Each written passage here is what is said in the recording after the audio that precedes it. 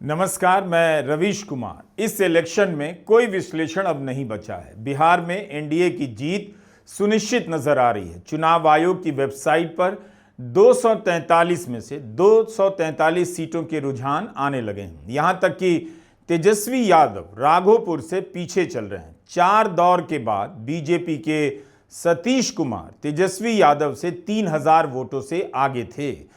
सतीश कुमार ने तीसरे दौर में भी 1200 वोटों की बढ़त बना ली थी और चौथे दौर में भी बरकरार रखा। यानी तेजस्वी यादव से 4 दौर में सतीश ये आगे निकलते रहे।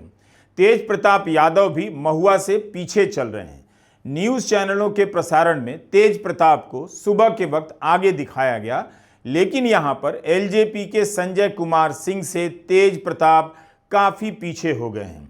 5 राउंड की गिनती के बाद तेज प्रताप यादव चौथे नंबर पर आ गए हैं। पहले नंबर के उम्मीदवार से 13,000 से ज्यादा वोटों से पीछे हो गए हैं। आंकड़े बदलते रहेंगे। इस वीडियो में हम यह भी देख रहे हैं कि सहयोगी पार्टियों का कैसा प्रदर्शन रहा है। दोनों ही गठबंधनों में कई सहयोगी पार्टियां हैं जिनकी बात बीजेपी, जेडीयू, आरजेडी की चर्चा में पीछे चली जाती है। एग्जिट पोल के समय से ही कहा जा रहा था एनडीए में चिराग पासवान का प्रदर्शन खराब होगा, मगर ऐसा नहीं हो रहा है। लोक जनशक्ति पार्टी 29 सीटों पर लड़ी थी और 22 पर आगे चल रही थी। इसका मतलब है चिराग पासवान ने भी अच्छा किया है, या इस चुनाव में भी वे अपने स्ट्राइक रेट को बेहतर करते हुए नजर आ रहे हैं। उनका मजाक भी उड़ाया जा रहा था इस स्ट्राइक रेट को लेकर, क्योंकि इसी के आधार पर वे विधानसभा में ज्यादा सीटें मांग रहे थे।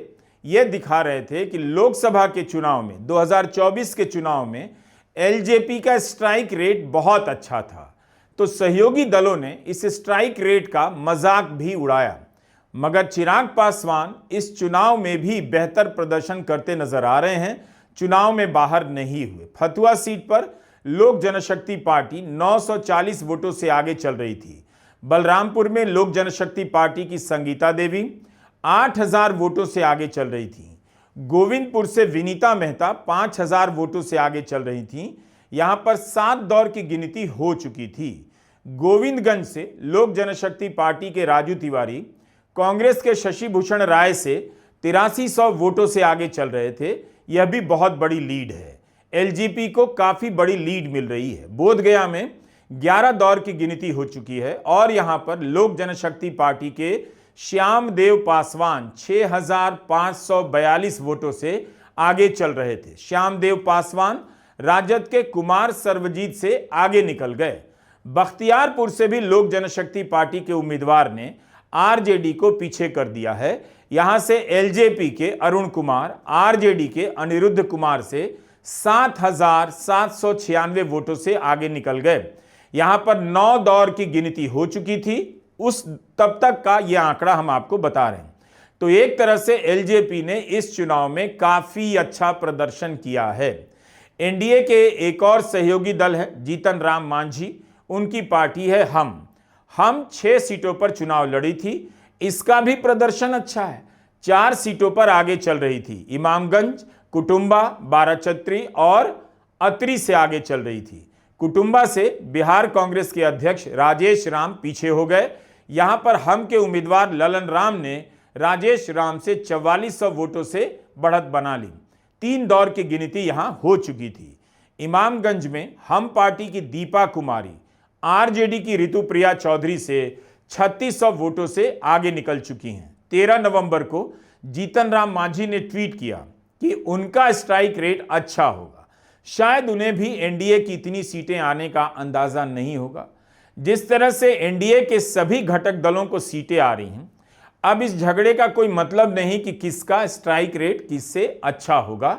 सभी का ही स्ट्राइक रेट शानदार है। एनडीए की बढ़त पहाड़ सी हो गई है। कई जगहों पर 11 दौर की गिनती हो गई है, तो कहीं पर 13 दौर की भी और कहीं पर 1 या 2 या 3 दौर की भी गिनती हुई है। कई जगहों पर काफी दौर की गिनती बाकी है। तो एनडीए की सभी छोटी पार्टियां शानदार प्रदर्शन कर रही हैं।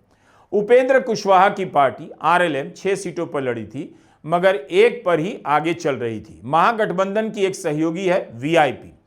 इसके नेता मुकेश सहनी को डिप्टी सीएम घोषित किया गया।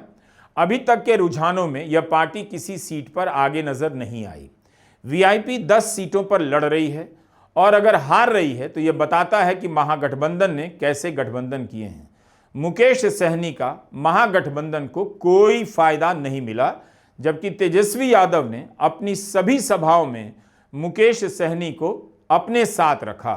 जब एनडीए को कमजोर बताया जा रहा था तब इसी आधार पर कहा जा रहा था कि महागठबंधन के पास 2 नए सामाजिक समीकरण हैं, मुकेश सहनी की पार्टी वीआईपी और आईपी गुप्ता की पार्टी आईआईपी, मगर दोनों ने महागठबंधन को कोई मजबूती नहीं दी है। मुकेश सहनी के बारे में यह कहा जा रहा था कि वीआईपी के वोटर बीजेपी के माने जाते हैं और रुझानों की माने तो एक अलग ट्रेंड दिख रहा है। जिस समाज के नाम पर मुकेश सहनी नेता बन रहे हैं उनका ही समाज किसी और को नेता मान रहा है। यानी चुनाव से पहले जो लोग ये बात कह रहे थे मुकेश सहनी की पार्टी भले ही किसी और गठबंधन में हो, उनका वोटर बीजेपी की तरफ है, वो बात सही निकल रही है। सहरसा और केवीटी बेलवेदर सीटें मानी जाती हैं। इन पर क्या हो रहा है? क्या आरजेडी ये दोनों सीटें जीत सकती है? नहीं लगता है, क्योंकि यहां जो भी जीतेगा उसी की पार्टी की सरकार बनने का ट्रेंड रहा है।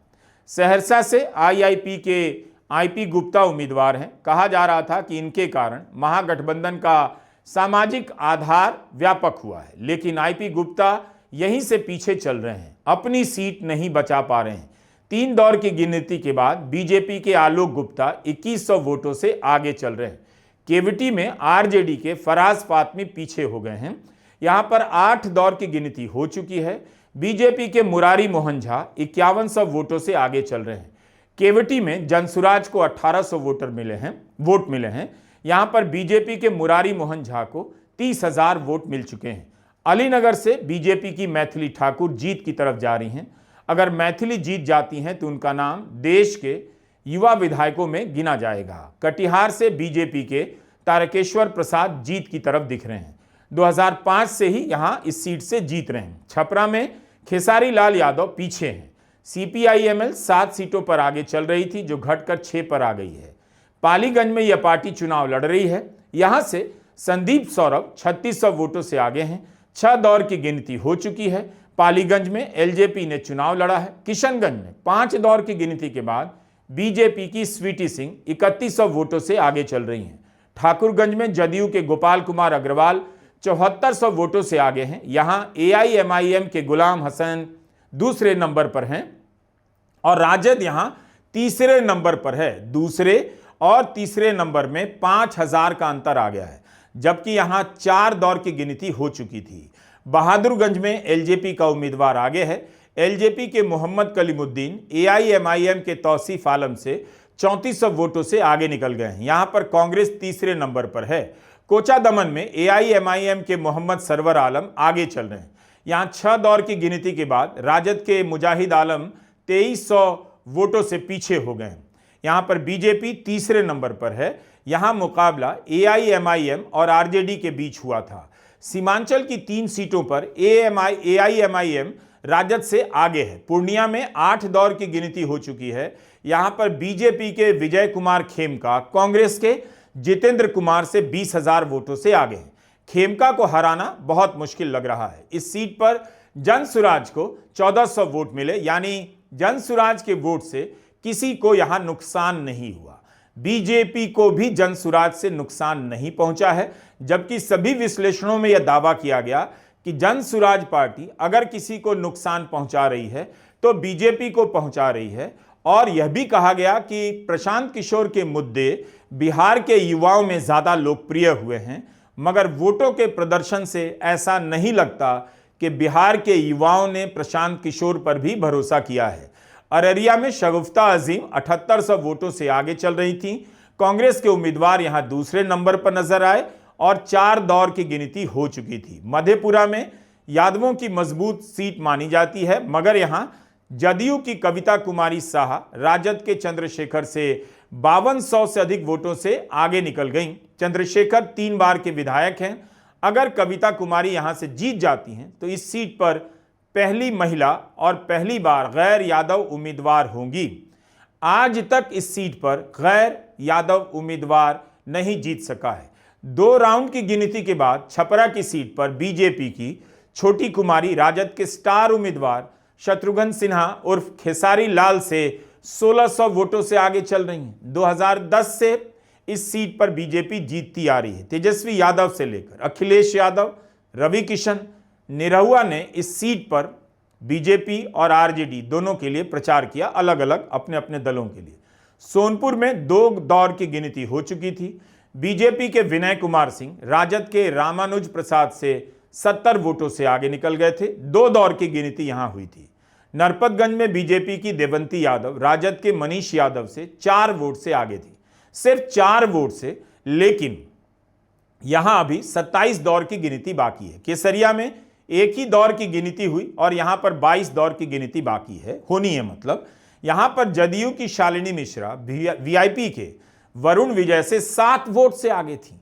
परसा में 3 दौर के बाद जदयू के छोटे लाल राय राजद की करिश्मा से 80 वोट से आगे थे। सोचिए यहां पर उम्मीदवारों की हालत कितनी खराब होती होगी।